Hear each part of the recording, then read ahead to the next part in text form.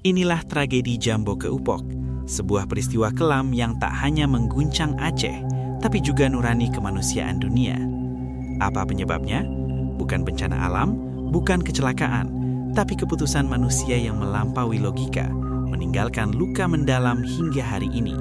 Tragedi Jambo Keupok terjadi pada tanggal 17 Mei 2003 di Desa Jambo Keupok, Kecamatan Bakongan, Aceh Selatan.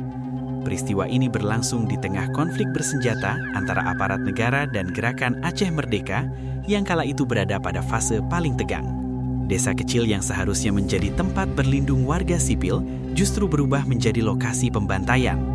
Berdasarkan laporan berbagai lembaga hak asasi manusia, 16 warga sipil dinyatakan tewas. Mereka bukan kombatan, melainkan petani, tokoh masyarakat, dan warga biasa. Para korban ditangkap, dikumpulkan, lalu ditembak secara massal. Beberapa rumah warga juga dibakar, meninggalkan puing dan trauma yang membekas hingga bertahun-tahun. Kesaksian para penyintas menyebutkan bahwa para korban tidak diberi kesempatan membela diri. Tidak ada proses hukum, tidak ada pengadilan. Semua terjadi dalam hitungan jam, namun dampaknya terasa seumur hidup. Peristiwa ini kemudian dikenal luas sebagai salah satu pelanggaran HAM berat dalam sejarah konflik Aceh. Pemerintah Indonesia pada akhirnya mengakui adanya pelanggaran serius dalam tragedi ini.